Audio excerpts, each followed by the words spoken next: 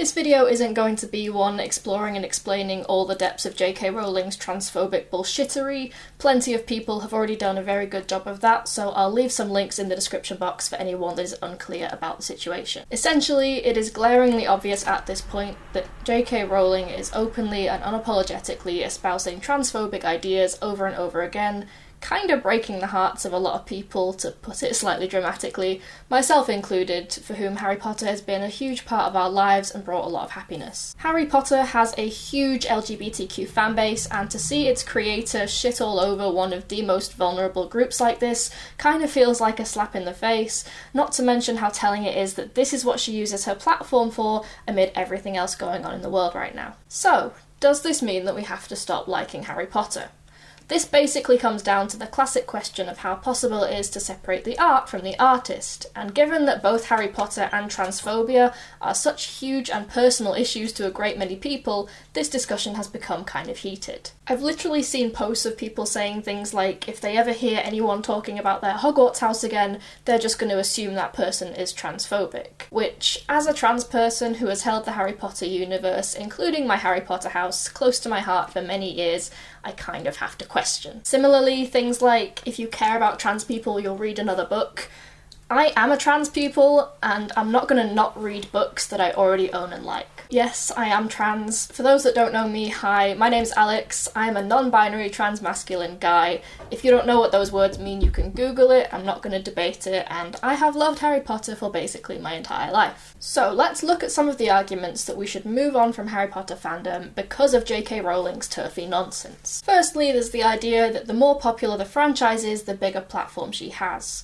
And while I can't really argue with that, I would say that I can enjoy the books without necessarily following her on social media or amplifying any of her personal views. I can continue to like Harry Potter while making it explicitly clear that I do not agree with them, and I do think it's possible to like something that someone's made without that saying anything about what you think about them as a person, other than maybe regarding their creative abilities. I feel like at this point we can't just put Harry Potter back in the box or back in the cupboard under the stairs. It's not like Game of Thrones, where it's unfinished, and if something shitty enough happens, it'll essentially cancel out the whole series and wipe it from our culture's memory. If that were the case, it would have happened when that poorly written, money-grabbing disappointment, it would have happened when Cursed Child hit the shelves. Yet the enormous cultural significance of Harry Potter lives on, and I don't think any amount of not engaging with it from here onwards is going to change that. There is also the point that Harry Potter is problematic, not just because of JK's transphobia outside the books, but because of other questionable things actually in the text,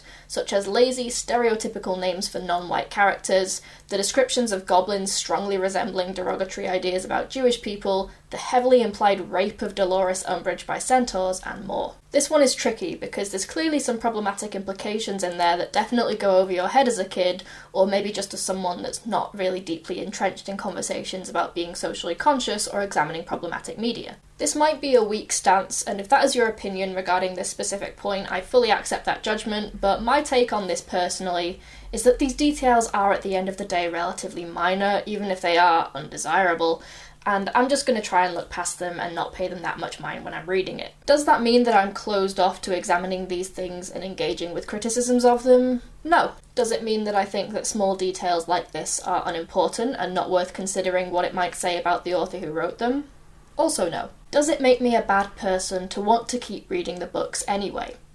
I don't think so. The way that I engage with the literature with the knowledge I now have about these issues is undoubtedly going to change my perspective on them a little bit on my next reread, but I'm not going to throw the baby out with the bathwater. After all, I can read and agree with feminist theory all day long while still enjoying media that handles female characters poorly, such as the Fast and Furious franchise or Supernatural, both of which I love. You can like something while still acknowledging its flaws. Lastly, in the arguments against continuing to engage with Harry Potter is that three-word classic, read another book. I've seen this one floating around regarding Harry Potter for a few years now, and honestly, I can't help but think that every time it just comes across as patronising, condescending, and shitting on people for liking a certain thing, which doesn't seem like the best way to get people to listen to your reasoning. Of course, I fully and enthusiastically encourage reading a wide range of books, especially those written by inclusive authors with a diverse cast of characters, but fuck, sometimes you just want to take the social justice goggles off for half an hour to sit down and curl up with a book that feels like home without wrestling with the ethical considerations and implications that come with it having an author that turned out to be a bit of a shitty person long after you've already emotionally bonded with the story. Whew. So, how can we continue to enjoy Harry Potter without supporting its transphobic creator? Firstly, fanfiction. There is an ocean of stories out there featuring the characters you know and love coming together in new ways, going on different adventures, and written by hundreds, if not thousands of people, all with their unique takes on the universe, individual talents, and standout writing styles. I once read an adult fanfiction where a grown-up Hermione worked at a company called Sexy Witches Inc., which was a sex toy store, and she had a fun ride on a vibrating broom. The possibilities truly are endless. Also, you can continue to follow and support the cast members who stand with the LGBTQ community and explicitly support trans rights. Daniel Radcliffe, Rupert Grint, and Emma Watson have all spoken out against transphobia, which makes me really happy because they're literally the faces of the franchise. You can also continue to read and watch the books and films if you already own them. I see no reason not to, and if you don't already own them but still want to engage with them, I strongly recommend the use of libraries, borrowing from friends, and buying them secondhand. Memes, especially those poking fun at J.K. Rowling's transphobia. I absolutely love them. In fact, one of the things I've really been enjoying in the aftermath of her disappointing views coming to light have been the jokes either attributing the authorship of the Harry Potter books to someone else, or stating that it's just going to be one of those big life mysteries that we'll never know who wrote them. I've seen takes on this from people who say that doing it is somehow letting her off the hook or not holding her accountable, which I can see being true if you're someone that's still buying Harry Potter stuff and just pretending that that's not supporting her, but otherwise I think these jokes are great. It shows that fans care more about trans rights than loyalty to the author, and disavowing her by participating in these jokes sends a message of disapproval of what she's been saying. I'm of the belief that Harry Potter has kind of transcended beyond the ownership of J.K. Rowling. Things like Potter Puppet Pals, a Very Potter musical, signs at Pride saying Harry Potter taught us that no one deserves to live in a closet, fan art, ships, headcanons, and so many more magical pieces of this fandom might have built upon the work of the original author, but show that that world has since expanded to exist outside of her. I personally refuse to let disappointment in someone I used to look up to ruin something that gives me joy, because goodness knows we could use any tiny little thing that gives us a shred of happiness or escapism in this fucked up world. J.K. Rowling's anti-trans stance is abhorrent, do not get me wrong, but as queer fans, I would argue that we should not let her take Harry Potter away from us, we should take it away from her. Detach it from its creator as much as we possibly can, while still acknowledging that she's tied to it and thus not celebrating it in ways that support her.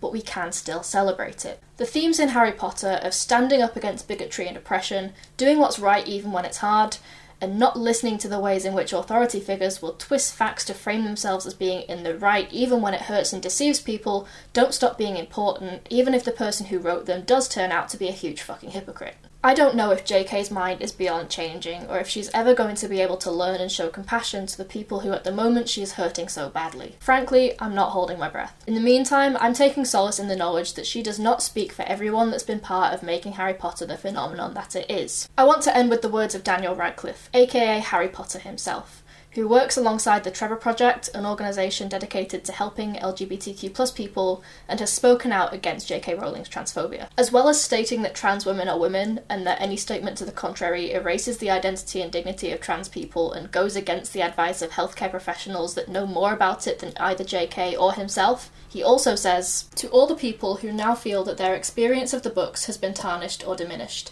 I am deeply sorry for the pain these comments have caused you. I really hope that you don't entirely lose what was valuable in these stories to you. If these books taught you that love is the strongest force in the universe, capable of overcoming anything, if they taught you that strength is found in diversity, and that dogmatic ideas of pureness lead to the oppression of vulnerable groups, if you believe that a particular character is trans, non-binary, or gender fluid, or that they are gay or bisexual, if you found anything in these stories that resonated with you and helped you at any time in your life, then that is between you and the book that you read, and it is sacred. And in my opinion, nobody can touch that. It means to you what it means to you, and I hope that these comments will not taint that too much. Love always, Dan." So what do you think? Are you severing all ties from the Harry Potter fandom? Do you think it's possible to still love the wizarding world without supporting its creator or her views? Are there any important points to this discussion that I've missed? I'd love to hear your opinions on this, especially if you're a fellow LGBTQ+ Harry Potter fan, so please leave your thoughts in a comment down below. Thank you so much for watching, I really appreciate it, and you can subscribe to see more of this kind of content in the future. On this channel I talk about sex and relationships, gender and sexuality, LGBTQ+ issues, and social justice and that kind of thing. Have a great day, and hopefully I'll see you next time. Bye.